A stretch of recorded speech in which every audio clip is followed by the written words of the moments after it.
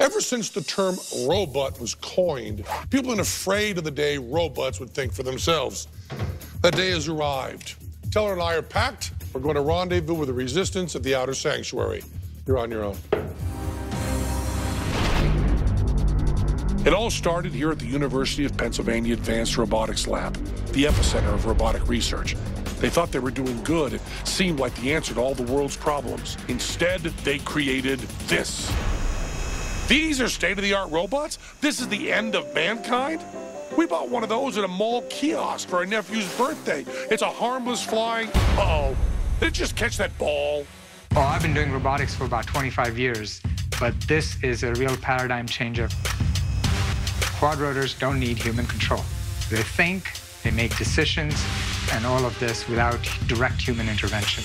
Uh-oh, we should have zoomed in on his mouth when he said that. Quad rotors don't need human control.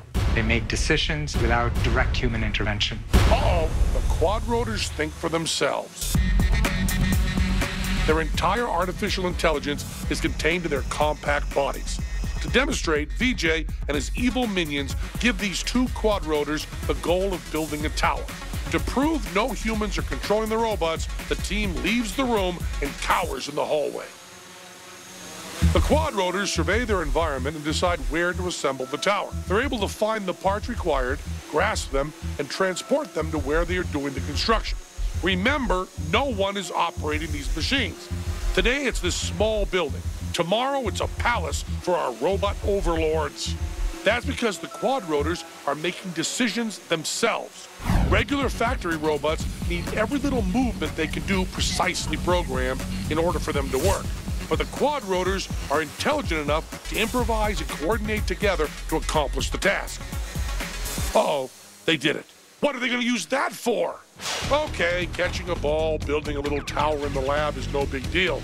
That's no threat to us. Having robots with cameras flying into buildings could be useful in a search and rescue type situation. It could be used by the military to determine if there are bad guys waiting to, blow their heads off. Okay, there's an upside to these scary robots. They might be good at catching bad guys.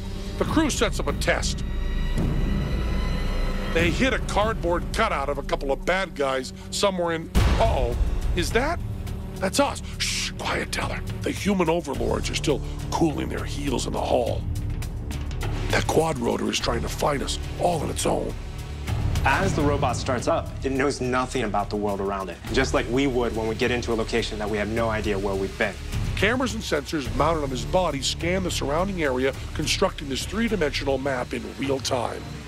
Uh-oh. The robot looks around the world, gets a picture or a representation of that world in the form of a map, and then makes decisions on where to go in order to get more and more information.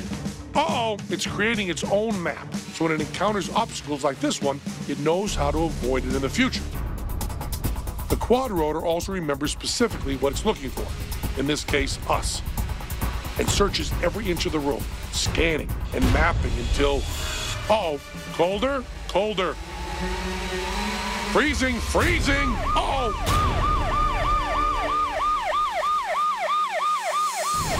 We're not the bad guys. We weren't going anywhere. There's no reason to join the resistance. Robots are our friends. Did scientists at the University of Pennsylvania really invent robots who could think on their own? Or was that tonight's lie? Was it just a few guys with joysticks controlling the quad rotors? We come